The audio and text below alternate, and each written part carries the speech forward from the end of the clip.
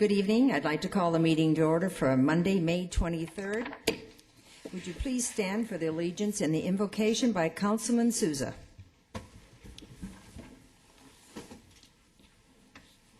I pledge allegiance to the flag of the United States of America and to the republic for which it stands, one nation, under God, indivisible, with liberty and justice for all. We pray.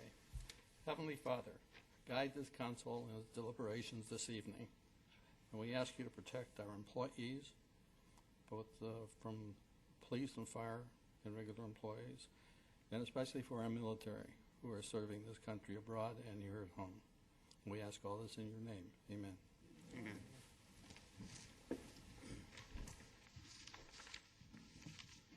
As I look around, we have one member not with us this evening. That's Councilwoman Loretano. I need a motion to excuse her.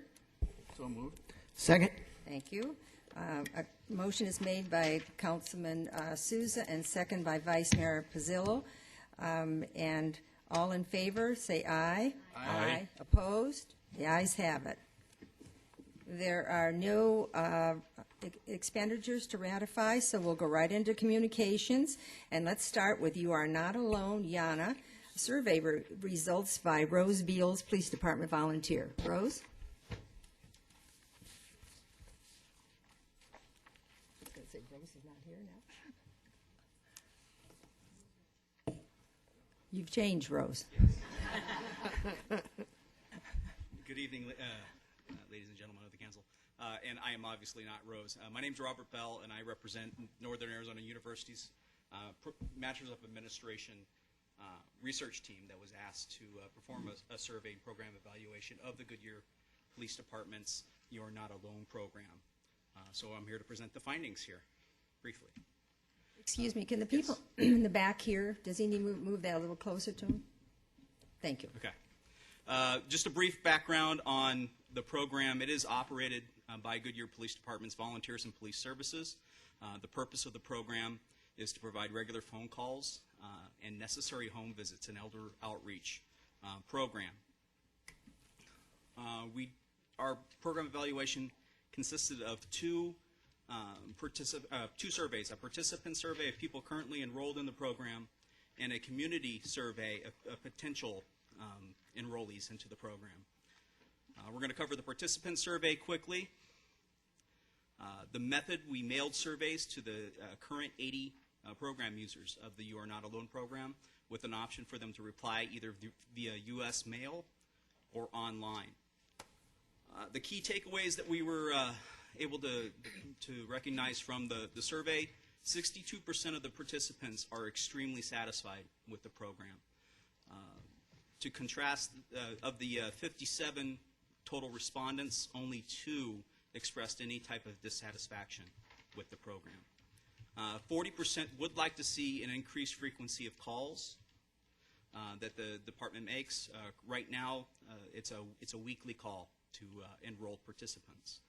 48% of the respondents said that they would like to see expanded services. Some of those could be crime prevention programs, transportation programs, and senior social events that they would also like to see part of the program. Ultimately, though, 64% of those surveyed said that they were very likely to recommend this program to others in the community. Move our attention to the community survey. 17,400 surveys were mailed out in water billings with 282 respondents. Respondents were given a choice to reply either by U.S. mail or online. The takeaways that we were able to recognize in the community survey is that there is an overwhelming desire amongst the respondents for more community resources, namely crime prevention, elder outreach, identity theft protection, and receiving weekly phone calls. 64% of the community respondents have absolutely no knowledge of the existence of the YANA program, which the YANA program would meet some of those needs. And then the other key takeaway, 79% indicated that they received their community information primarily from printed newspapers. So with those takeaways, before we get to the recommendations, some comments from some of the respondents. This would be a godsend for me. I am disabled and also an independent, and at times require a driver to get to and from the VA for day surgeries. Obviously, the YANA program does not provide transportation, but what it does is it indicates that there's a significant portion of the elder community that are in need of services, yet still remain independent within their own homes. And then this program is greatly appreciated. Recommendations from the research group. If the expansion of the You Are Not Alone program is desired and feasible, we recommend an informational campaign to raise awareness about the services provided. Based on the high percentage of respondents who obtain news from traditional newspapers, we would recommend that this campaign take place in the print media form. Does the council have any questions? Council, questions? No, just it's a great program. I Council. just have one comment, if I may.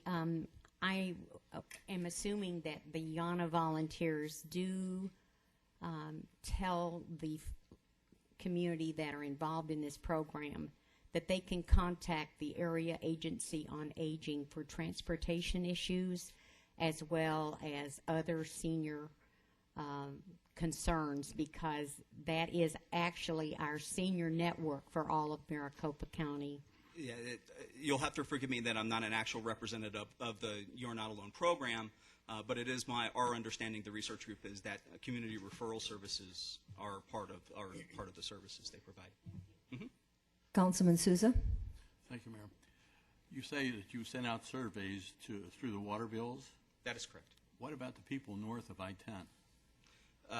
I believe, are you talking specifically the Pebble Creek? Pebble Creek, Palm Valley. Palm Valley, yes. Pebble Creek, we selected zip codes that we believed did have a high concentration of the senior population, so those areas were sent, the survey was sent to them. Okay, thanks. Any other questions?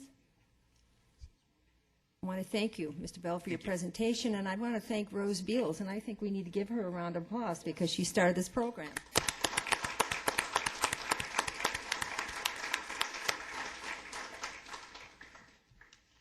Next on the agenda is Sustainable Practices in Goodyear, and I'd like to introduce our intern, Chris Foldesh, and he will briefly give us an overview on the Mayor's Climate Protection Agreement and the City of Goodyear's progress thus far. Chris?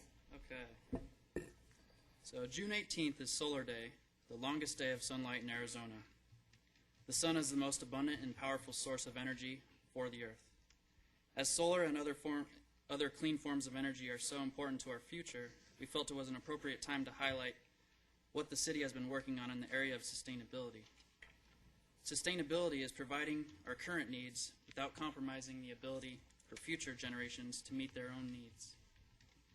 And it encompasses three main aspects of life: the environment, economics, and social equity. My name is Christopher Foldish, and I'm a recent graduate from Arizona State University's School of Sustainability. Goodyear has a recent interest in sustainability that was sparked by the signing of the U.S. Conference of Mayors Climate Protection Agreement.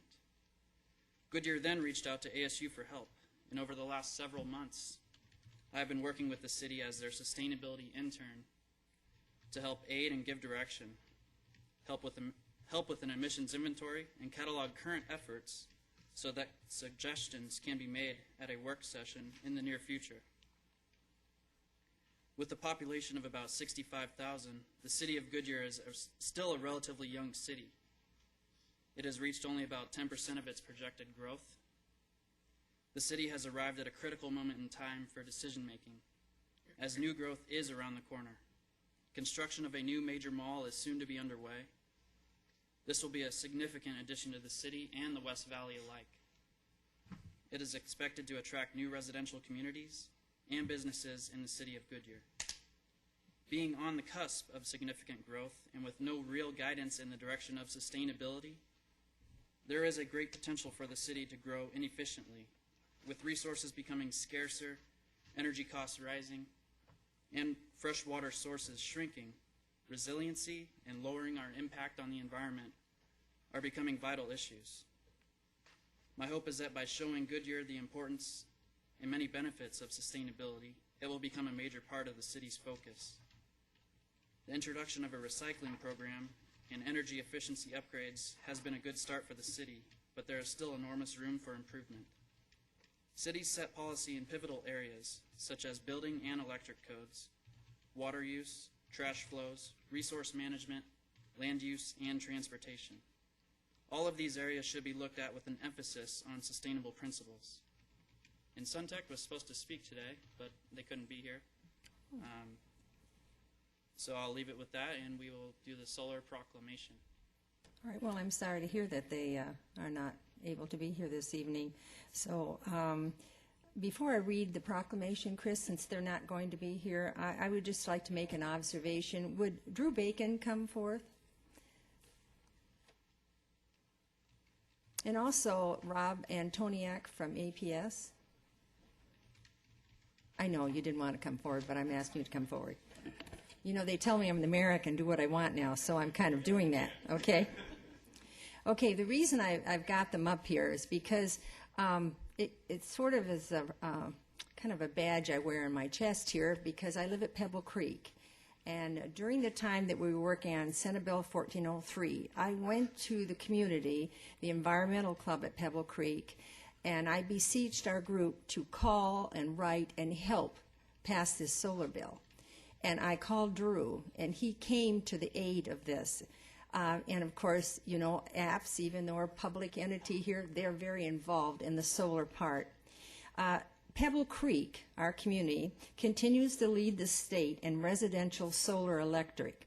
We now have, as of today, tomorrow may change, we now have 366 houses with solar, with a 2.2 megawatts of power, according to the APS website. That means about 9% of all the homes in Pebble Creek have solar. This equals to almost 4% of all APS total residential installations. And I think that deserves a round of applause. Thank you very much. And now I'll read the proclamation, even though they're not here. It's a little cumbersome up here. Whereas solar energy is clean, renewable, and emits no greenhouse gases. Whereas Arizona has an average of 300 days of sunshine, if that doesn't sell our state, annually. And has the world-class natural solar resources for heating water and generating electricity with photovoltaic cells. And whereas generating electricity and hot water from solar energy can save Goodyear communities and business and homeowners money on their utility bill and help control future energy costs. And whereas solar energy creates opportunities for economic development and job creation, and we proved that in Goodyear, right, with Suntech. And whereas Arizona Smart Power, a nonprofit entity, is launching the Arizona Solar Challenge to encourage more residential solar electric and solar hot water installations, to reduce energy use, to improve environment, and to create jobs by increasing the use of solar technologies. And whereas the City of Goodyear, in partnership with Arizona Smart Power, who I'm going to introduce you very soon, and based on available resources, desire to earn the designation of an Arizona solar community by having 5% of its ownership occupied homes install solar electric and solar hot water by 2015. That means this Goodyear. Arizona Smart Power decides to provide educational outreach on solar energy to the citizens of City of Goodyear. And whereas the City of Goodyear commits to the goal of increasing the number of owner-occupied households installing solar electric and solar hot water by publicizing information via the website and in focus and press releases, and participating in events such as the Eco Avenues. Whereas June 18th will be the longest day of sunlight in our city in 2011, and whereas Solar Day is a day of recognition for solar energy, independence, protection of the planet, and whereas the City of Goodyear encourages all business, institutions, and households within the City of Goodyear to adopt the goals and purposes of promoting solar energy in our community by supporting the Arizona Solar Challenge. And therefore, I, Georgia Lord, Mayor of the City of Goodyear, do hereby proclaim Saturday, June 18, 2010 to be Solar Day. Can we give a hand?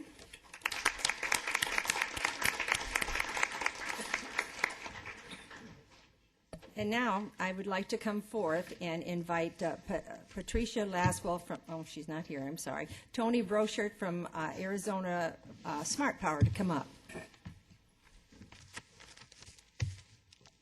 Thank you very much, Mayor Lord.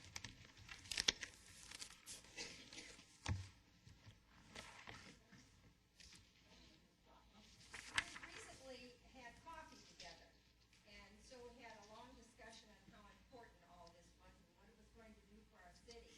And it's so nice because Arizona Power is going to take the questions. People are going to be able to come to you and ask the questions. What do I do? How do I do it? What's it going to cost me? And then that person will be given a list of all the installments that have gone through a course, a special course one has to take, right?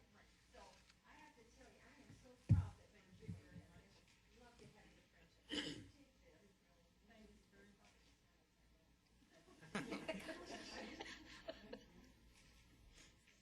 We're delighted to be here. Thank you very much. We are delighted to be in Goodyear and have Goodyear be part of the Arizona Solar Challenge to meet the goals of having 5% of the owner-occupied homes have solar by 2015. We do offer the services of a solar coach that allows people to come to a nonprofit. We don't sell anything, we don't take commissions, but we do allow people to ask the kind of questions that they sometimes are just really afraid to ask when they're looking at buying such a large purchase. So we're very delighted to be have that service for the residents of Goodyear. We'll also be engaging people who have already gone solar in Goodyear through our Solar Ambassador program, and so we'll be looking forward to having more of those kind of events because people who have already installed solar are wonderful champions to actually help other people install as well. And so thank you very much for reading the proclamation and for your support for the Arizona Solar Challenge. You're quite welcome. Thank you. Also, in the spirit of sustainability, our Clean Air Ambassador, Joanne Osborne, has a gift for the council members. Well, I have a gift and I have a challenge for the leaders of our city. Ooh, yes. And I have a little present. Is it jewelry? No, it's not jewelry. It's not a solar system either, no. However, it's simple, but let me tell you, it's a way that we can change some things. And with my quick calculation, did you realize that just the 7, Rourke, John, Lynn, the 10 of us, roughly go through 350 of these guys a year, just here. So I have gone out and I have purchased our own special little water bottles for each of you. I even have them nice and cold. Thank you. That's you. Oh, you don't want purple here. You can Give him a pink. That's perfect. give them a pink. So here, Georgia, this is purple with butterflies. Oh. That's so you. And okay, so here you go. Hey, Dick's going to be going fishing soon, so here's with little fishies on it. Gary doesn't want green flowers. Does he want purple? Here, no, I have others. I have blue. Here, pass that down. All right. Okay. To match your eyes. Except And they're then brown. Sherry will have one, and then I have one for John, Rourke, and Lynn. So I would challenge us to try to kick this habit for our meetings and discuss this later on whether or not Lynn wants the opportunity to take these and watch these up here, or how we're going to do this. But you all do need to drink your water. I see that a few of you have not opened your bottles, so you do need to drink. So I've already saved the planet. Yes. All right. That is my contribution for us as leaders to try to kick the bottled water. Very good, Joanne. Thank you very much. We appreciate that.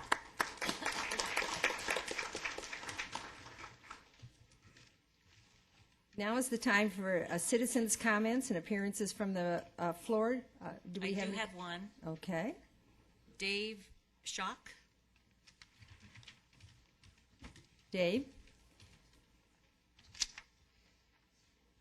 If you'll just please state your name and your address, and as you know, I already know you know, 3 minutes. Okay, well, good evening. I'm Dave Schock, 606 Cayachulo, North Subdivisions. If my neighbors and residents of North Subdivisions could just raise their hands that are here with me, giving me a little moral support. Welcome. So, good afternoon, Mayor Lord, the council, staff, to Mr. Fishbach. For those who may not know, North Subdivisions is located north of Van Buren. We're between Dysart and Litchfield Roads, and to some we're more commonly referred to as Arnold Manor and Manzanita Heights. We're a group of approximately 320 single-family homes with 3 apartment complexes. North Subdivisions is a mix of residents, from the very young to the elderly. On behalf of the residents of North Subdivisions, and as a citizen of Goodyear, we have had an ongoing concern that has been voiced at many of our alliance meetings. Since the inception of North Subdivisions Neighborhood Alliance in 2005, this concern has not been fully addressed by the city or rectified. We have discussed numerous times the need for traffic calming or speed bumps or humps, especially on Central Avenue, Palo Verde Street, and Manzanita Street. In researching past meeting minutes, both the original staff notes prior to the North Subdivision's enactment of our bylaws and the first minutes of our alliance meetings, we as a neighborhood have voiced our concerns about this issue. As late as our last alliance meeting on May 10th, 2011, this topic was discussed. We've been told repeatedly that this issue was being addressed by the city.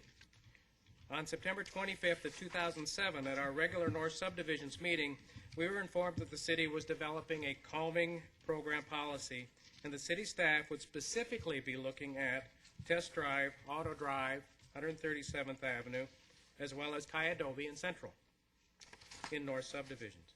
While no further action was taken concerning this problem at that time, I did find numerous entries in our North Subdivisions Alliance meetings throughout the year of 2008 where we repeatedly discussed this issue. Since we were under the impression that the city was pursuing a speed calming policy, we were instructed over the years to document speeding problem on Central and Palo Verde. We've had a speed trailer from PD placed in several key areas in the neighborhood over the past 5 years, and although it may have deterred speeders for a short period of time, it did not record or document the speeders to prove our case. We have also been instructed to document speeders, license numbers, and the time of incident, but have you ever tried to read the license number of a speeding vehicle at 2 a.m.? It was brought to our attention at the May 10th, 2011 North Subdivision's regular meeting that this issue was no longer on the city's radar. We also were informed that there is apparently no policy in place as to traffic calming and how to deal with it. As residents of Goodyear, we find this to be an unacceptable approach to a concern that we voiced over 5 years ago. Not only as residents of North Subdivisions, but also Goodyear, we would like to ask the City Council and staff to revisit this issue.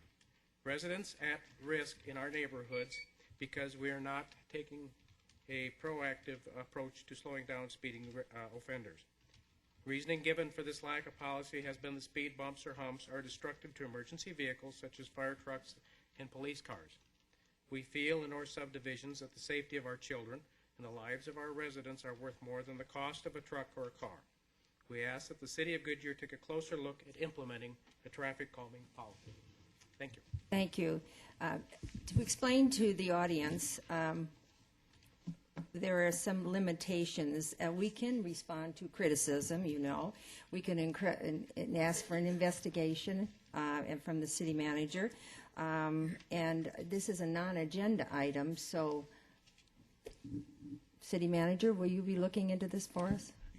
Excuse me, Madam Mayor, yes, we will. We've already gotten a report underway so that we can present it to you.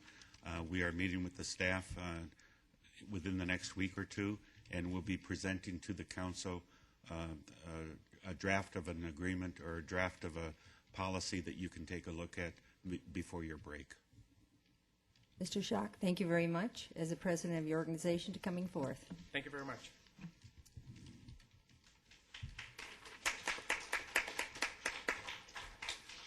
Let's now go to the consent agenda, and would the city clerk please read the agenda by title only? Item A, approve draft minutes of work session and a regular meeting held on April 25th, 2011. Item B, approve a request from Robert Carlson representing McLean Beverage Distribution, Inc.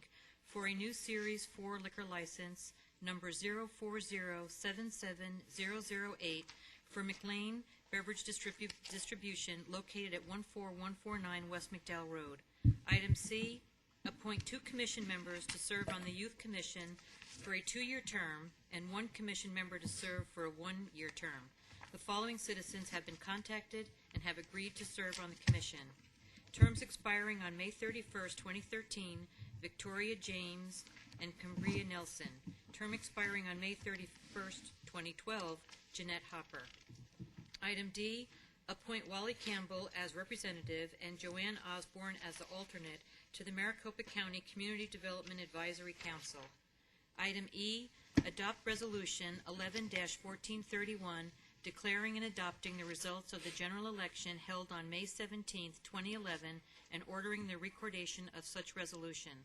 Item F, approve current fiscal year FY 2010-11 second and third quarter budget transfers. Item G, approve FY 11-12 community funding distribution for nonprofits as recommended by the City Council Subcommittee. Thank you. Is there anyone in the audience that wishes, does anybody in the audience wish to remove an item? Does anybody on the council wish to remove an item? I have some questions on G. But not removal, just a question we can Just take some care of. questions. Okay, G. And your question? We have 5 new organizations that are going to be funded in the next year that have not previously been funded before.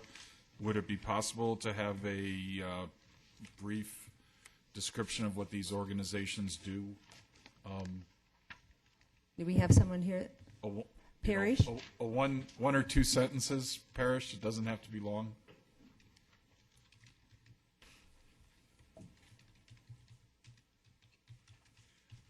Okay, the first one is Goodyear in Action, which you know is the community-driven organization to promote health and wellness in the community. The second one is the All Faith Community Services Food Bank, which is a joint operation with the Faith Community Roundtable, housed at the Open Arms Center at Christ Evangelical Lutheran Church. So that's a food bank that operates every Thursday. The Child Help would be the next new Child request. Help, that's right. Child Help is the organization that actually complements what we do at the Family Advocacy Center. They do therapy work with children who are abused. Okay. Free Arts of Arizona. And Free Arts of Arizona is a collaboration with New Life Center. They provide free art courses for children at risk, and so this program is going to directly provide those services to children who live at New Life Center. VSA Arizona. Very Special Arts Arizona also produces the Artability, and that's a program that we started last year with the Mayor's Initiative for Children with Disabilities to provide art courses for children with disabilities in our local schools. And then Window to Healing Center. Window to Healing Center is a local counseling, family counseling services, and this is to help fund a graduate student who just graduated as a counselor. So it's just an additional counseling services for residents who might be in need. Great. Thank you very much, and I would like to thank Councilman Souza and the Vice Mayor for working diligently on this program. That's all I have. Thank you. Thank Mr. you. Mayor. Parrish, could I put a request in? Could you give a list to each of the council people and describing these so we can have them for our files? Okay. I'm sorry, I should have asked the city manager. Would you make sure that happens, sir? I certainly will. All right, ma'am. thank you. Okay. Thank you, Parrish. Okay, I need a motion and a... Can I oh, just excuse add to me. that real Yes. quick? And Rourke, tell me if I'm crossing the lines on the discussion on this, but after the next go-around, I will be the only one of, there used to be 3 of us on there, because Frank used to be on that committee as well, so I don't know when the appropriate time will be, but I suspect at some point we're going to need to add 2 other council members on the committee, because I will be the only one left after June 13th, so. Madam Mayor, members of council, Mr. Pizzillo, Councilmember Pizzillo, we have a work session planned at which those things will be discussed in June sometime. Okay, thank you. So we can get the list then, and we can discuss that. Thank you. Okay. All right, we need a motion and a second, please. In the microphone, please. Would you? The adoption of each consent agenda as read by the city clerk. Second? Second here. We've had a motion by Councilman Souza and a second by Councilman Gelzer. Could we have a roll call from the clerk, please? Councilmember Sousa, Aye. Councilmember Osborne, Aye. Vice Mayor Pizzillo, Aye. Councilmember Campbell, Aye. Councilmember Gelzer, Aye. Mayor Lord. Aye. Passes 6-0. All right, so we're on to the business. We're doing pretty good on time. I need to announce that item A, series and person location transfer liquor license application from the Western Regional has been pulled from the agenda at the request of the applicant. So let's go on to B, amendment to the transaction privilege tax code by decreasing food for home consumption taxation rate. Larry, presentation. Larry Lang. Thank you, Mayor. Good evening, Mayor and City Council. At the February 15th work session, the City Council directed staff to decrease the food for home consumption sales tax rate from 2.5% to 2.25%. The tentative budget, which you discussed last week in the work session, and is the next item on this agenda for your consideration, has been prepared on the basis of that item being included in the budget, reducing the food for home consumption sales tax. Ordinance 11-1239, as presented to you, amends the tax code to provide for this decrease, and the effective date would be September 1st, 2011, subject to one, approval of the Unified Audit Committee. That approval did take place last Friday. And the second would be approval by the the Municipal Tax Code Commission. They do not have a meeting scheduled at this time, but expect to have one in either July or August. That has to take place before this can become effective. This is not a traditional change in the tax code. This is something that is referred to as a green sheet change, and what that means is that it is a change that the city is entering into that really isn't an option available. The multi-jurisdictional businesses that have concerns about the Model City Sales Tax Code, this is an area that they have those concerns on. Now, with that having been said, two other cities have done exactly this, and that is Tempe and Glendale, and our recommendation tonight is to move forward with this ordinance. I only tell you that so that you understand that the Model City Tax Code is under review by the legislature. The League of Cities is working with the Arizona Tax Research Association, and that'll all take place over this next summer. What I can't tell you is what that'll look like a year from now. This option may go away a year from now, or it may be handled cleaner a year from now, but that should not impair your action on this ordinance tonight.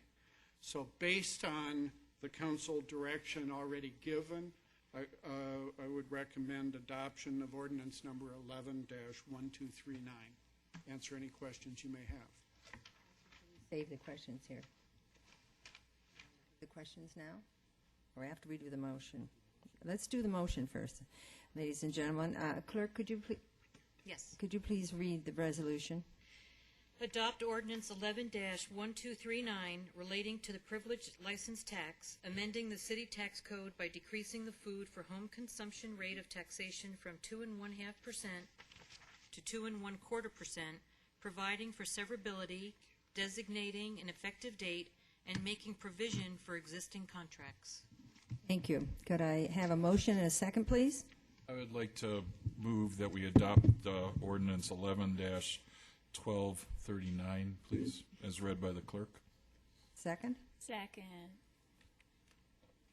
We have a motion by Councilman Gelzer and a second by Councilwoman Council one. Okay. Councilwoman Osborne. Open for discussion. Vice Mayor Pizzillo. Larry, thank you for the presentation.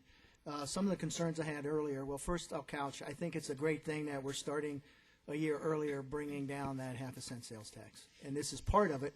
And it was roughly, I believe, what, $400,000 if is your estimates, roughly? That's correct. So, out of the $5 million, if my calculation is correct, and correct me if I'm wrong, Mr. Manager, we got about 4.6 more to kind of go, but we're moving in the right direction. With that being said, some of my concerns I had earlier, and I'm sure you will relieve me of that, is I know based on my history with the Arizona Department of Revenue, they will create another two-letter code and a number. And my only concern is to ensure that that's just another issue, for the general taxpayer, especially for new ones when they start filing their tax returns, that, staff will make sure that they're monitoring the tax journals monthly to make sure that, people, or possibly maybe even with our business license, a way of notifying. And again, I'll leave that up to the staff to make sure that people are aware of this different code and, what it applies to. That's all. Mayor Lord, Vice Mayor Pizzillo, a quick comment on that. We will actually be doing the marketing on this by sending direct mail to those people that are in this business, informing them of the code. We had an option to do fillers with DOR in their bills, and that cost would be $1,500. And we thought for the few businesses that actually sell the food, it would make sense for us to do direct mailings. Thank you. I appreciate that because, as a former chief tax auditor, I know how that works at Arizona Department of Revenue, so I appreciate you being proactive on that. Thank you. Other questions? Councilman Gelzer? Larry, you talked about the Model City Tax Code, and then you talked about the Arizona Tax Research Association, and you alluded to this is not an ordinary item, but that Tempe and Glendale have already done this. Were they successful in petitioning these groups to enact their legislation? And do you envision us moving in the same general direction? Mayor Lord, Councilman Gelzer, the only approval is with the Model or Municipal Tax Code Commission, and they were successful. The Arizona Tax Research Association is an organization that represents multi-jurisdictional entities, and they're the ones that have concern about this and have raised those concerns with the state legislature. They don't have concerns on the policy, it's the administration of it. Okay, thank you very much. Any other questions? Councilwoman Osborne? Well, thank you, Gary. You actually hit upon the questions I had, and when I read that in your report, I was amazed that it felt like there was another entity that could stop a city from doing what they felt was right. And I was really quite surprised that, and I was going to ask the same question, is there a meeting we have to go to? Do we need to go there and speak our piece, So I'm glad that that was covered. I just want to thank the council. I think that this is the right direction that we're going in, and I'm pleased that that it's a little bit, but it's a good start, and I'm really proud of it. Thank you. Any other questions? Councilman Gelzer? I have one other comment. I remember serving on the Tax Commission in 2004 when I was first getting involved in city government, and this was one of the policies that I lost late at night on a vote by other people, and I've fought for this as long as I've been an active citizen, and I am incredibly pleased that it's finally going to happen, and I sure hope that these entities that are sticking their noses in our business do not derail this effort by the council. Now, will they actually, because I served on the Model City Tax Commission, will they actually come before them, or will all this be behind the scenes between it before? Or will they come before the board to, the commission to, Mayor Lord, I do not expect from past experience that from both Glendale and Tempe that there will be anyone before the municipal, now I got myself confused, Municipal Tax Code Commission, excuse me. I do not expect there to. The issue really is happening at a state level. This last year, there was legislation to try to eliminate the Model City Tax Code and put it into state law, which would eliminate all of our discretion on local tax policy. That's the issue that we're really dealing with in the long term. Mayor Lord, as you know from serving on the Municipal Tax Code Commission, most of those issues have tried to be as business friendly as possible, and that commission has tried, but it also is trying to accomplish the will of the local communities, and I expect that that would continue, but we had to give you that contingency. well, it would be a shame because we had many community members of different cities come before us to testify if there was something they liked or didn't like. And I think when I was on, there was a lowering of a city food tax, and I think it's Tempe, but I could be wrong. That's correct. Was that right? Oh, Yeah. so my memory finally served itself. Thank you. Okay. Any other questions? All right, let's ask for a roll call, please. Councilmember Osborne? Aye. Vice Mayor Pizzillo? Aye. Councilmember Campbell? Aye. Councilmember Gilzer? Aye. Councilmember Sousa? Aye. Mayor Lord? Aye. Passes 6-0. Thank you. All right, next we'll go to the tentative budget for FY 11-12, and we're going to be hearing from our city manager Fishback, and Terry Canada will present. Thank you, Madam Mayor, members of the City Council. As soon as Eddie gets the presentation up on the screen, there it is. This presentation this evening is for the approval of the tentative budget, and this will set the maximum expenditure amount for the fiscal year 12. That means we can't exceed this amount, which is $213 million. You can do anything below that amount that you wish to. The final budget adoption and the public hearing are scheduled for the property tax levy on June 27th. With the property tax adoption, which is the final step in the fiscal year 12 budget, that is scheduled for July 11th. This all started back in fiscal year 11 and 12 with an initial forecast in the mid-year financial review. Revenue activity was showing signs of improvement for the first time in 3 years. With this, the city also received an increase in state-shared revenues as a result of the recent census count. Tonight, you are being asked to formally approve the 2011-2012 tentative budget through council resolution. Again, this sets the maximum level of expenditures. The total budget is $213 million, which is a decrease of 15% from the $255 million in fiscal year 11. General fund operating budget totals $54 million. It is, I'm very pleased to let you know, it is structurally balanced and includes all ongoing costs supported through ongoing revenue sources. And that is a tremendous accomplishment for the City Council and for the staff working on this and proposing a budget to you this evening. The total operating budget is $73 million. That's for all funds. The fiscal year 12 capital improvement budget totals $11.7 million.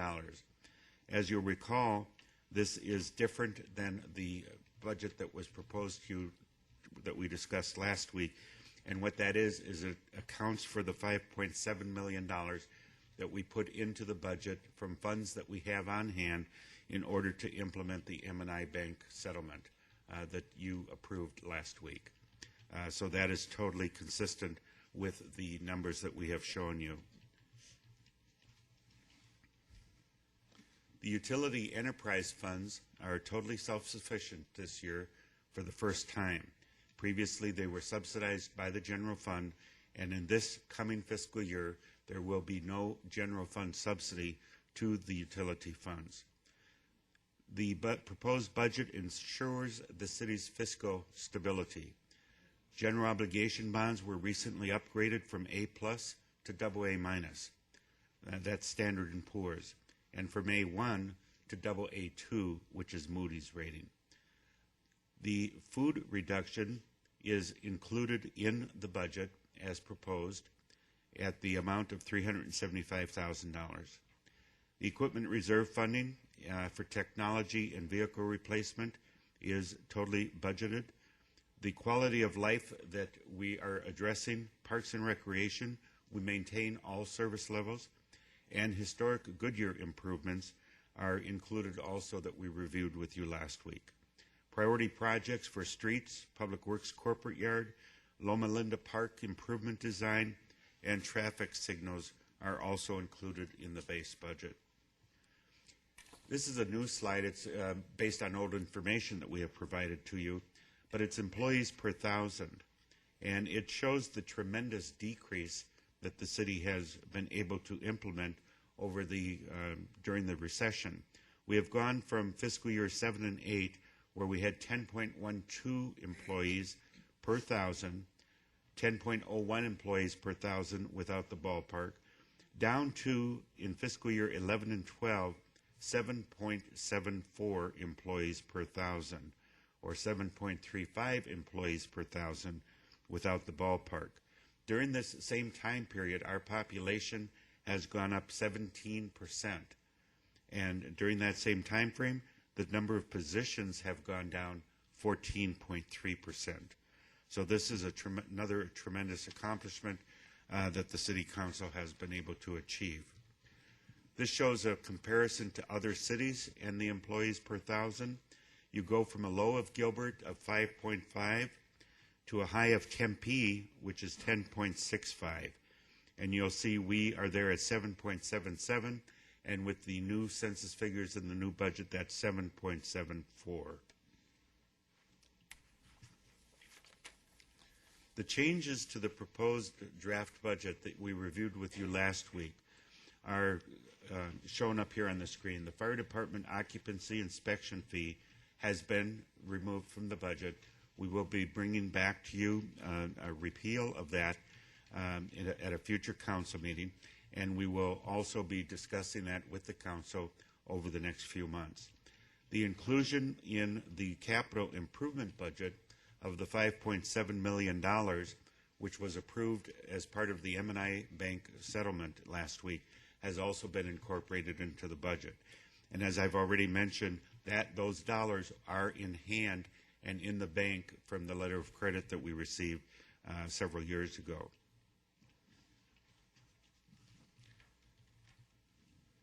This shows the numbers that are not, this shows budget summary employee compensation. The fire department compensation plan adjustment, which will cost $69,500, is included in the fiscal year 12 budget. The police department compensation plan adjustment, which is $166,000, is also included in the base budget. And the 2 additional holidays for all employees in lieu of merit increases, so this is Christmas and New Year's, are also included in the budget. On the first 2 items, the fire and the police, this is the first year of a 3-year program, which we have also amended to be a 2-year program if the dollars are there next year, so that we will be looking at that. Would you want us to wait for questions? I'm almost done. Okay. Do you mind waiting? Thank you. This shows the items that are not included in the budget that we had discussed last week. Up to a 2% merit increase based upon performance, $694,000. And then up to a $1,200 compensation based on performance, that would have cost $502,000. And then the 2 additional paid days off based on annual performance review did not seem to have a consensus on the council, so I removed those 2 from the budget. That's my presentation. I have Terry Canada, who will make a presentation on the actual budget proposal now. I don't know if you want to address any questions right now, Madam Mayor, or if you want to wait for the rest of the presentation. Council, how do you feel? What would you like to do? Do you have some burning questions you want to ask right now, or do you? I think so. I do. I have. All right. I guess that's the answer. So let's start with Councilman Souza. What happened to the $2 million that we were talking about the last meeting? In the microphone, please. What happened to the $2 million that we were talking about last meeting about incentive rate pay raises? The $2 million is still in the budget. We have, assuming the budget is approved, you will be appropriating in the tentative budget $16.3 million. That $2 million has been moved over for discussion at the June 11th council advance. So it's still on the table as far as this council is concerned? Yes, yes it is. Okay, thank you. Councilman Gelser. Madam Mayor, I would like to propose that a resolution of the council that the council add up to 2 additional paid holidays off based on performance review, since it does not have a financial impact on the budget, and I would like to see that go forward in our next years as a policy of the city manager. I disagree. I agree. I disagree. Can I make a comment? Yes, Councilman. You know, from my perspective, you know, some of the key successes that we've had over the period of time, just like any organization, whether it's private or public, is the employees.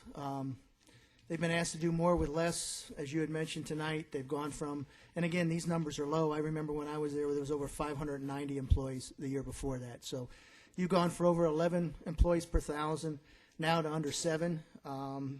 They're working hard. They've given up a lot over the last 4 years. Their actual net pay is going down. We've hit their benefits. We've taken away the perks. There's no, no education reimbursement. Training has been decreased.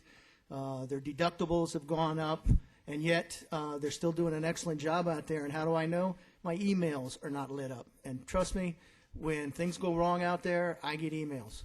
So, I mean, they've rallied. We still, and again, you know, I've mentioned it at other times, I would match our employees up with any private or public organization out there as far as the quality, the professionalism, and their expertise.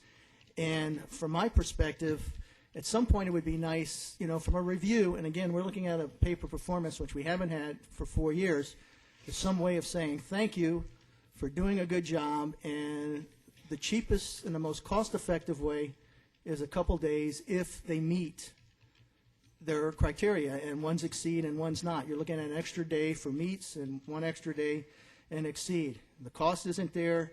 It's another way of saying thank you, and it's another way of asking them. It's another way of a tip of a hat for doing a good job.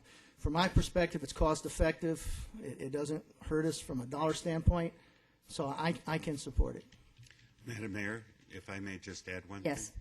thing. Madam Mayor, members of the council, I did take, because last week the council talked about what do the employees want, whether it's money or days off. I did take the opportunity. I happened to have a labor management meeting last week, and I asked the 2 union representatives that question. And they said because of the tax situation and the fact that taxes are removed from this, if you got $1,000, you only really get 600, whatever. They said we definitely, and they were unanimous in this, we definitely want the days off. Other councilmen, since we had 2 ladies, councilwomen, it would be nice not to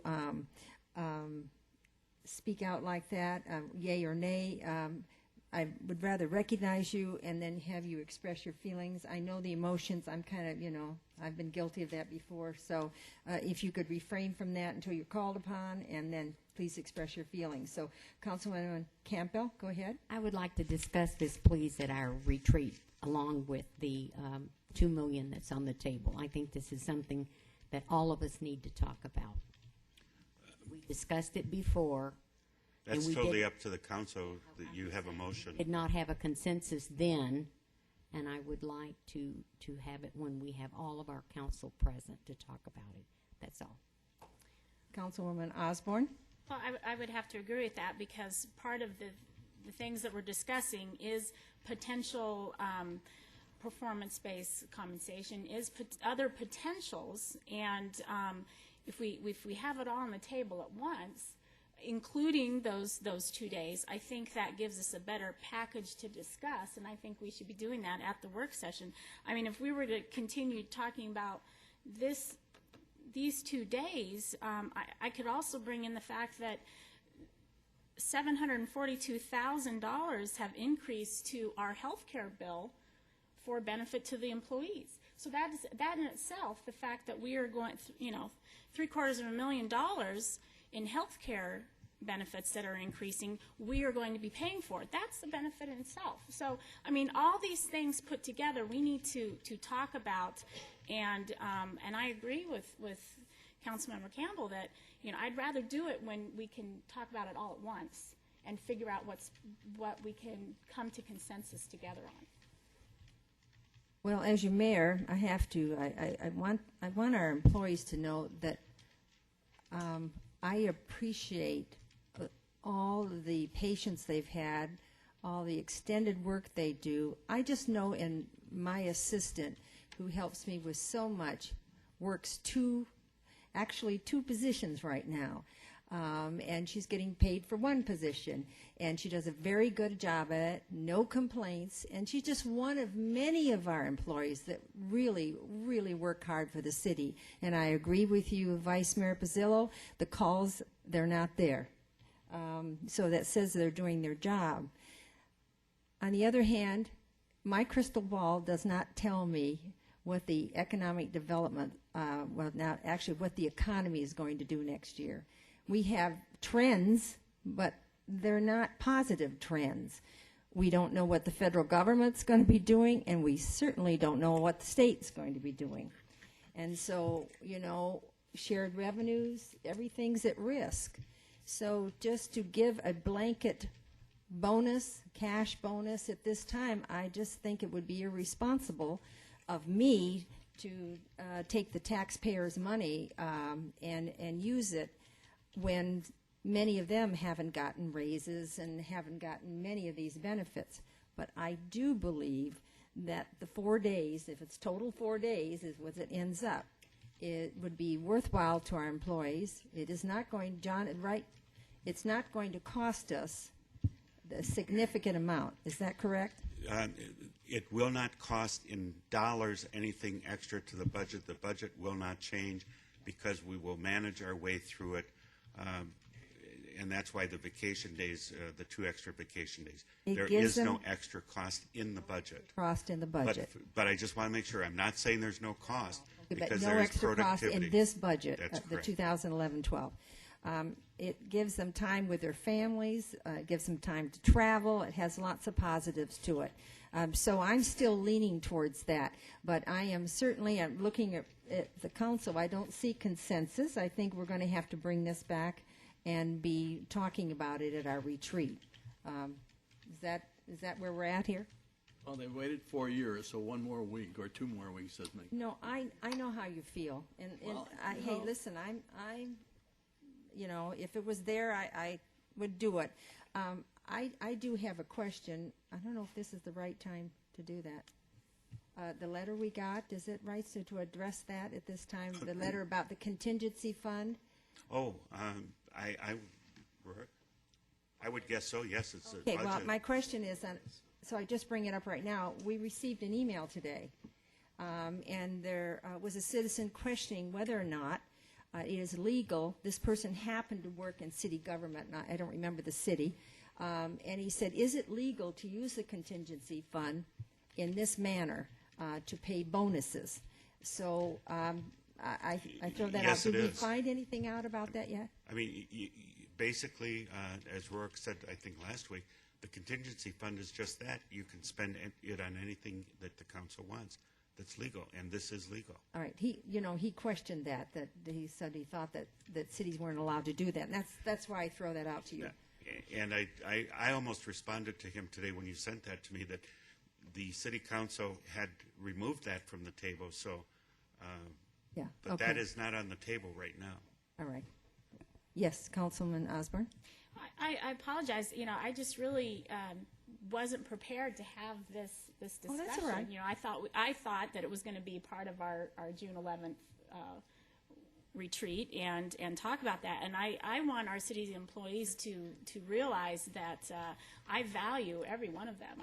I'm in agreement. They've worked very hard, and they've worked really probably I don't want to say double the amount that they need, but we all know that the work has increased for them, and so that hasn't been the issue at all. And I just want it to be understood that employees, I think you're great, but we need to discuss this and figure out what is the best for the city. And actually, I think as follow up to the retreat that we have, I would like to see how many days off do our employees have? You know, how many vacation days? How many holiday days? How many floating days? I'd like to see it all together when you come back for this. We've provided that, but we'd be I'm sorry, I don't have it then, so I do need it again because I haven't we'd seen be it. happy to provide that. And I wonder if maybe you provided that when I came in late last week. I don't know, but I don't know what it No, is. this was just during the past budget discussions, but we can get that for you. I appreciate it. Thank you. Vice Mayor Pizzillo? You know, I think, Councilmember Sousa makes a good point. I don't think, what is it, a week or two? Right. Week or two? June 11th is the June 11th retreat.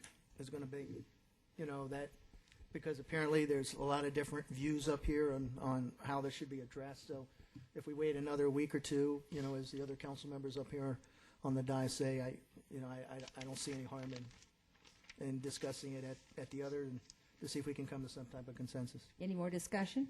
Madam Mayor, if I just may point out, Yes. it does not affect the budget that you're approving tonight. So, waiting till June 11th, that's no problem from the budget approval standpoint. Well, what about the paid holidays? What about the paid holidays? That's not a part of the current budget, right? The paid holidays is part of the budget. Right The now. December, the Christmas, and January is part of the budget right now. The 2 days that we're talking about right Yes. now, Yes. they're in the budget. Yes, they are. Okay. Madam Mayor, I apologize. I did have one other question that was not pertaining to this. Well, wait, not pertaining to this. Let me make sure this is- Councilman Gelser, do you have anything else? I want to say that I'm really disappointed in the lack of support for this resolution of the council. One of the things I want to point out is that our employees are highly trained, technically qualified, and we compete at the highest level of private business for the same similar skills. So that the fact that we are competing against a Lockheed Martin, we are competing against the Suntech, we are competing against the Sub-Zero, and while we can't give a bonus to the employees, we can give them some additional time off that is not going to reflect on the city from a financial point of view. And I feel very strongly about this. I think our employees, there's a lot of lip service that gets paid off this dais, and now is the time to speak up. The mayor said she didn't have a crystal ball as far as where the economy is going, and I agree with her. And I am not ready to spend the $2 million that we have, that we are thinking about doing or drawing down on the contingency fund. I think that would be something that we have, the money is there is time, if revenues increase and the economy takes over, we can still look at this because we can make transfers within the budget. But I really think that at this time, we should be saying to our employees that thank you for the last 3 years, thank you for the next year, that you're not going to get a budget, a raise, and we appreciate you. So this council member is saying that, and I hope that I have some other support on the dais. looking around, I see 1, 2, 3. So it's 3-3. Again, Madam Mayor, I think, We're looking at consensus here. What? I think you can still discuss, I mean, you still have a week, okay? But I can tell you right now, I can appreciate Councilmember Gelser's position, and obviously, with what I said, I agree with that, but I don't think 1 week is No. going to make that big of a difference. You know, I feel that, thank you for expressing your opinion, Councilman Gelser, with such vigor. But we do have that opportunity coming up, and we'll have a great deal of time to be able to discuss this. So shall we just go ahead and let's just leave it to the retreat? Well, you know, let me say this. Be sure you talk to the microphone. If the consideration of a portion of that $2 million is going to be used to compensate this staff, okay, then I would willing to give a concession and at least go for the days off, okay? Because I look at it from this time, a bird in hand is better than two in the bush. So at least we've got something going for the employees at this particular time. With the understanding, and I'm not going to be here to make it be an impact on this decision, with the understanding, though, that this council is going to seriously consider some portion of that $2 million going for compensation. Madam Mayor, Vice Mayor Pizzillo? we're missing one of our members, and actually, to be fair to that individual, again, everybody seems to know what my position is, but I think to be fair to Councilmember Loretano, and to be fair to the others that probably weren't prepared to go into this, like I say, 1 week isn't going to make that big of a difference, but you know where I stand. Well, I think the consensus here says that we will wait to the retreat to discuss this further. Okay? All right. Let's go on. Terry, Canada, does she have the second part of Yes, this, she John? does. Thank you, Madam Mayor. Can I Excuse ask me, that one I'm question? sorry, there's one more comment. Just one question. What I did not see in here, and maybe it is, but I did not see specifically about the business liaison, or whatever we're going to call that. That is included, It is in yes. here. Okay, thank you. It's not called business whatever we're gonna liaison, call but it, it's, what it's called, how did you term it? We have it in there as a business advocate. Yeah, okay, thank you. Terry?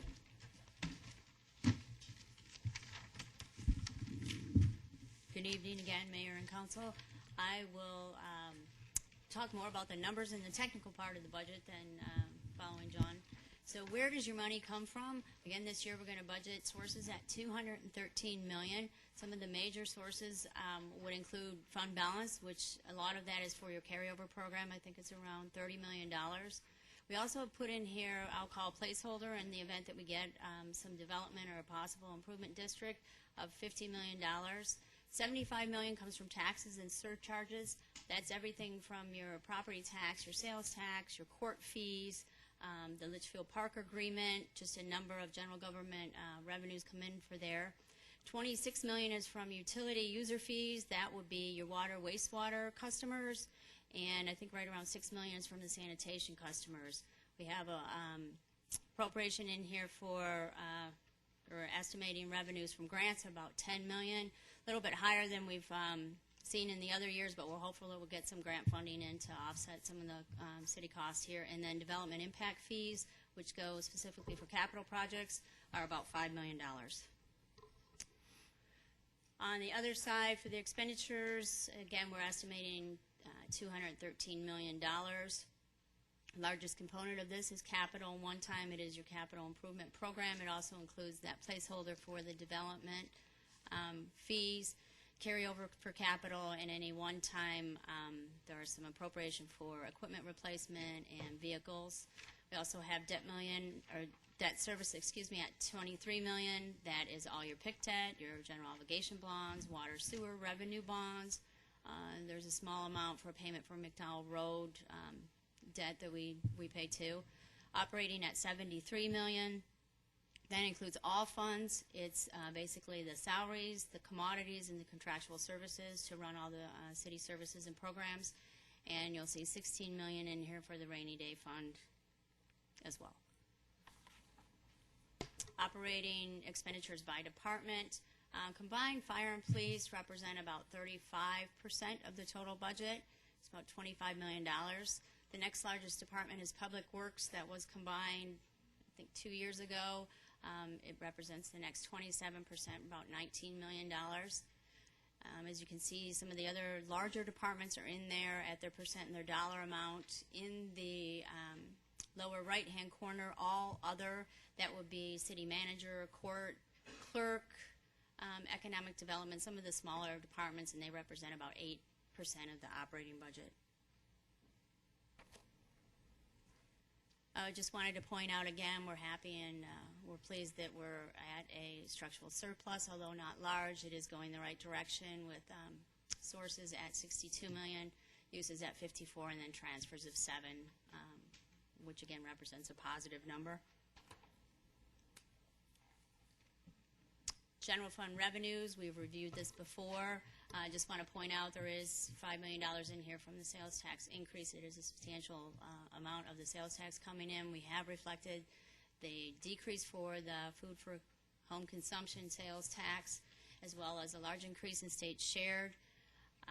Total general fund operating revenues are at $58 million, and it's about a 7% increase over the current year estimates.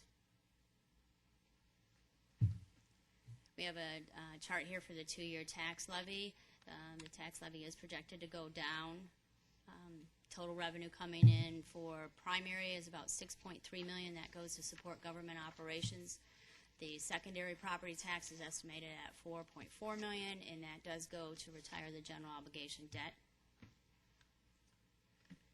Here's a slide of the last 3 years of actual tax rate, and again, we're proposing a 1.6 rate for the combined rate for this fiscal year coming up 12.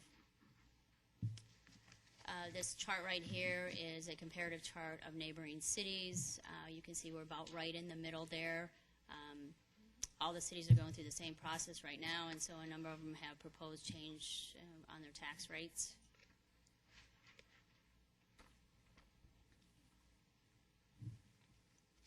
General fund operating expenditures, again, the largest portion of this, or about 70%, is for personnel. It does include everything for the health insurance increases, plus the position that we already talked about, and any other changes to salaries or structure within the pay grades. We're estimating it's 5% increase over the prior year, which has been pretty consistent with our forecast for the last 4 or 5 months. And this does include all of the ongoing budget items that were up for consideration in the previous presentations that we have done.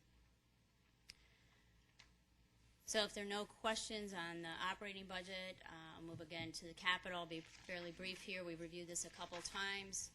Just do want to note one change for 12, and it would be the infrastructure project that John had spoke about. I think it's about $5.7 million. It increases that budget from, I believe it was about $6 million in the first year to $11.7 million.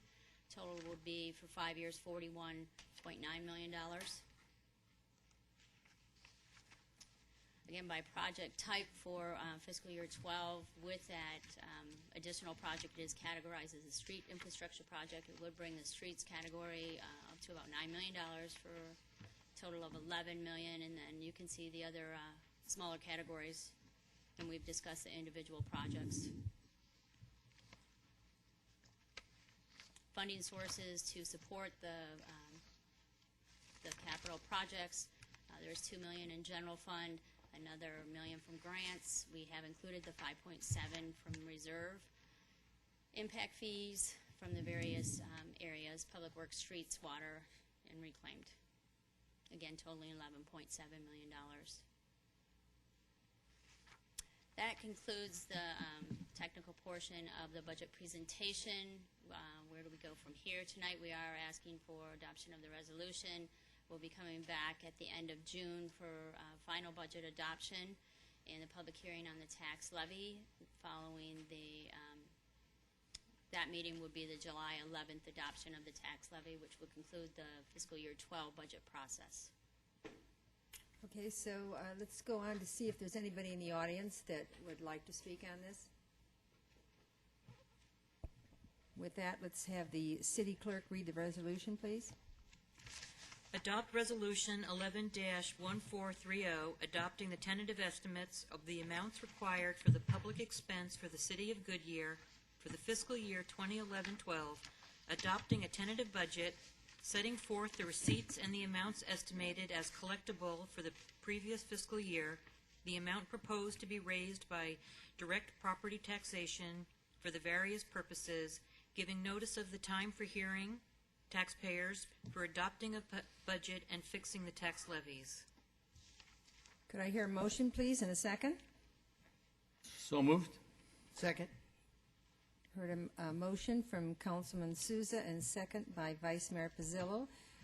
Could I ask for a roll call? Oh, I'm sorry. Discussion. I got it. Don't worry. I'm there. Discussion. Vice Mayor Pizzillo? First of all, I know we're not out of the woods yet, but, you know, overall, I think there's been a lot of key successes in this budget, at least from my perspective.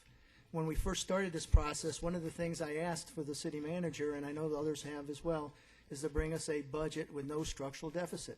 We have one. And to be honest with you, I didn't think we'd get there this fast, but we have a budget with no structural deficit. We've even started earlier to bring down that half-a-cent sales tax by taking the food from 2.5 to 2.25. That's another roughly $400,000 that we're now starting to bring down that temporary sales tax. Also, we've been able to maintain our core services. Again, some are doing more with less as a result of dropping, you know, that 10 plus, employees per thousand down to under 8. And also been able to do the road maintenance. That's always been a contention. I know of a lot of us up here is to ensure that our roads don't become in disrepair. We're putting money back into the infrastructure, and our rainy day fund is still intact. Overall, you know, I think from a city and financial structure standpoint, even coming from, you know, my background, I think we're sitting in pretty good financial shape there. What I'd like to, though, continue, and hopefully if the economy grows, I'd like to see us move, and I'm sure that some others up here will echo that, to move the other half or a quarter off the food to get us down to 2 and get us closer to reducing that half possibly, you know, next year. But I always want to keep in context, too. We've got still a lot of challenges in front of us. First of all, keep in mind those transfers that he shows on that operating, that 7.5 of it is the ballpark. Even though it's a great amenity, it's still general tax dollars going to it, and our temporary sales tax doesn't even cover a little more than half of that. So as we move forward, my point is that it's important that as we grow our way, because right now that money happens to be roughly about 15% of our operating expenses, as we grow our way out, I think it's real important that, number one, we take a look as we start backing that off, that we don't degrade our core services at the expense of the ballpark. So I guess my point is, as we grow, we still should be able to wean ourselves off that half a cent. But again, it's not going to be something that I think you're going to be able to do quick, but we got to do it in a financially responsible manner. But we've got a great start here. I think going, you know, getting the food, you know, and tip my hat to Councilmember Osborne, who started that. I think it's great, and I realize some of the business community, but I think when they see the food coming down, I think they're going to be happy with us as far as paying less at the grocery. So with that, I'm pleased in the direction we're going in. Other comments? Councilwoman Osborne? I just had a couple of quick questions for clarification. On Schedule C, I guess it's page 1 of 7, it shows building safety in charges for services, and it says estimated revenues in 2011 were at 0. There's no figure. But then for actual revenues and estimated revenues, we're up in the 2.9 million and 2.7 million. Is that because of the fee increases? What was that? Councilmember and Mayor, that would be because the building safety switched departments is what happened, and so that function went under fire at some point. Okay. And the other question, within the CIP, art was in there, and I know it's a couple of years out, but were those amounts for monument signs and our little shards of metal? Whatever you want to. Careful. I actually like them, but was that what that amount was for? Do you know, or was that just, we were just adding money? There's no money budget to next year No, I know I said it's in the out, it's in a few years, but I just was curious. Are It's we just just- trying to build it back up to have We something? don't know what it's for, it's just Okay. for something. Okay, thank you. Anybody else? Councilman Souza? You know, I've been through this process for 12 years. Bless you. I think this has been the toughest one that I've been a part of. I want to thank staff, city manager, and of course this council for the way they've judged themselves in considering all aspects of a balanced budget. And we are balanced, which not too many cities can say that in this day and age. That's a feather in our hat. So I look forward to approval of the budget permanently in the days to come. Thank you. Any other Madam. comments before I comment? No? Well, I'd like to thank our city manager. Last year was a tough year. You had a lot of verbal abuse by the public. Staff worked very, very hard last year, and they worked hard on this year putting this budget together. It's taken a great deal of sacrifice from everybody in the city hall, and I just want to thank you. I look around at the council. I think you feel good about this generally. Is that how everybody's feeling up here? That we can state this year that we are going to make budget and no structural budget. I mean, no structural deficit, and it feels good, doesn't it? If I don't get some nodding of heads here, I'm going to be upset. We could go back to last year's if you'd like. No, that's okay. That's okay. All right. Well, then I'd like a roll call, please, from the clerk. Vice Mayor Pizzillo, Aye. Councilmember Campbell, Councilmember Gelzer, Aye. Councilmember Sousa, Aye. Councilmember Osborne, Aye. Mayor Lord, Aye. passes 6-0. Thank you. Okay, now we're to the information items, and I'll open up to council.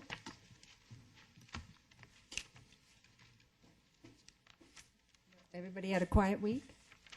All right, Vice Mayor Pizzillo. Start off, I went to the RTPA meeting, transportation. I'm on that board, and I've been appointed to their finance subcommittee, so I'm hoping to have a little fun with their numbers over there. It was an interesting meeting. They're looking to combine a couple of the agencies. So as a member of the finance, I'm sure it's going to get some interesting times figuring out how we get some economies of scale. AMWA, which is the water. Also, I attended that meeting as well to see how we're moving forward there. Other than that, that's it for me this week. Others? I do. Councilwoman Osborne?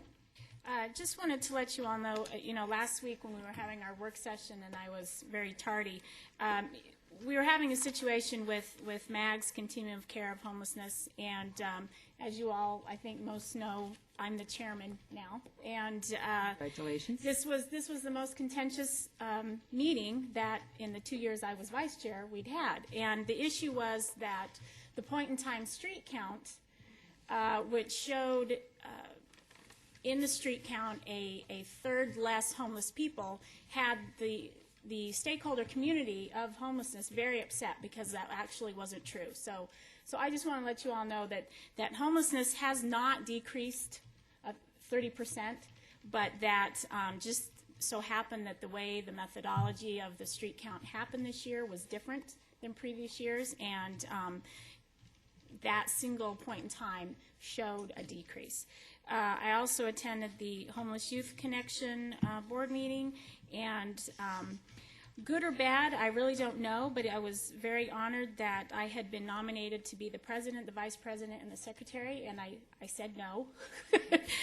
I can't do it all, and so I thought you'd be proud of me actually for that. Attended the chamber luncheon, and it was the 4 cities. They were having kind of a state of the 4 cities within our chamber, and it was also the proclamation of the Small Business Week. And Mayor Schoaf and Mayor Lopez Rogers let me be the one that got to read the proclamation.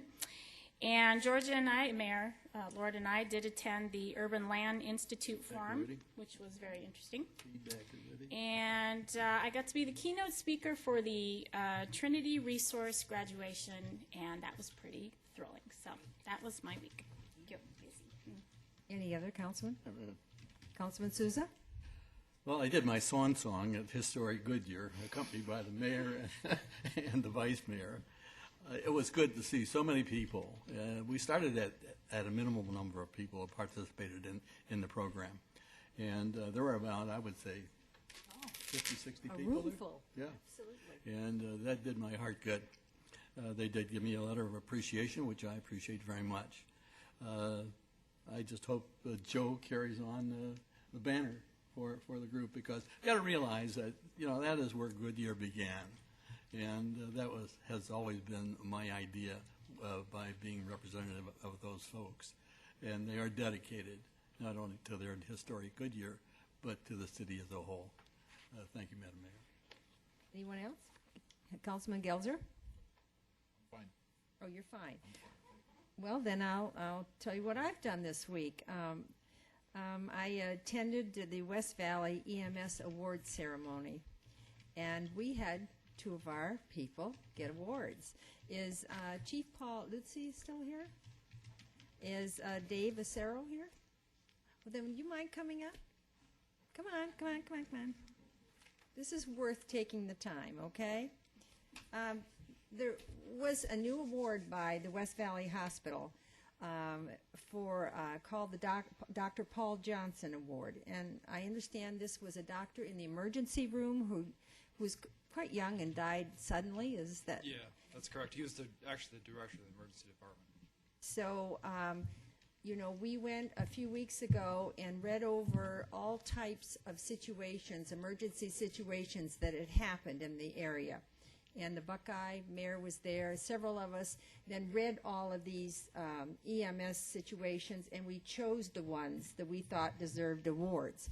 So they had a luncheon then at the hospital, and I felt so privileged that I was able to present the awards to our Goodyear people. So I'm just going to read this so that I don't make any mistakes on this, Paul, because this is really nice. The Dr. Paul Johnson Award, which honors an individual or an agency that has demonstrated professionalism and leadership in performance of his duties. It says his and her, but we know it's a his right now. This individual has formed positive relationships with the community and with the receiving hospitals. They have demonstrated professionalism in a performance of his duties, has personal organizational improved the quality, has personally improved the organizational quality of patient care provided. So this was given to you, and congratulations, it was well deserved. And please tell Dave Acero, the volunteer, that how much we appreciate his accomplishments also. I will. Thank you very much. You're quite welcome. Let's give him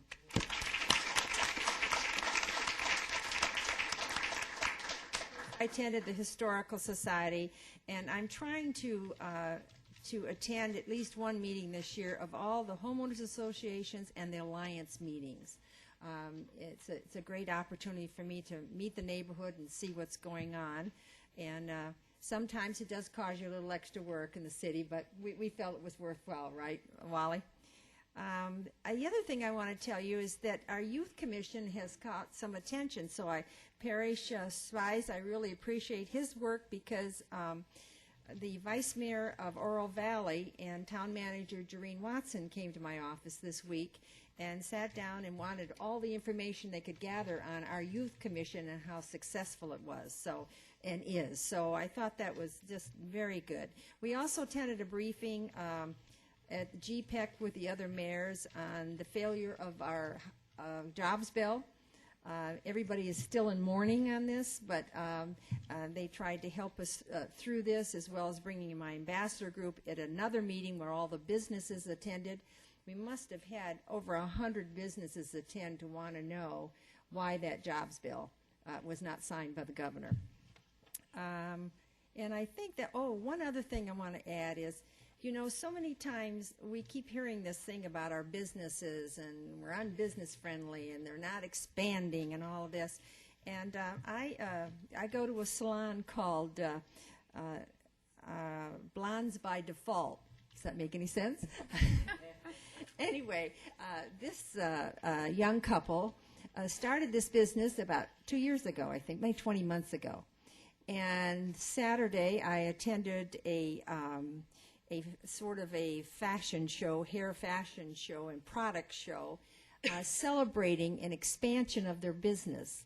So they started out with one section, and they've gone to the adjoining building now. They've increased the hair products. They can keep the number of chairs, and they have sort of a boutique in there. So, you know, I just want you to know that there are businesses out there working real hard and expanding, and it's delightful to see a young couple have this kind of success. So if you ever get a chance, drop by and see. Okay, I think I've told you just about everything because Joanne explained that we attended the Urban Land Institute Summit, which gave us a lot of ideas, was very, very interesting, and we'll probably put some of those ideas to use. All right, manager summary. I have nothing this evening, Madam Mayor. It was simple. Council members, do you have any direct inquiries of our manager? Okay, just to let you know, you can't go home yet, council. Following this meeting, we're going to have a CFD meeting. And before I adjourn, I just want to note, are you going to need a small break? Yeah. Okay, very good. So with that, I just announced that the council retreat will be on the 11th of June at 9 a.m. At the Estrella Mountain Regional Park Visitor Center. Oh, really? Oh, okay. That's right? Yes, Somebody it is. made a noise. I thought to say the wrong one. No. And then I want you to know the council inauguration will be on the 13th, and this is the same time. Yes, it is. Okay, and of course, we are also going to part with you and Councilman Souza and say all the good things about you that night. I'm not looking forward to it, let me put it that way. Neither am I. Yes, but that will be your evening to shine, okay? With that, I'm going to adjourn this meeting and then reconvene for a CFD meeting. And 5 minutes break is fine?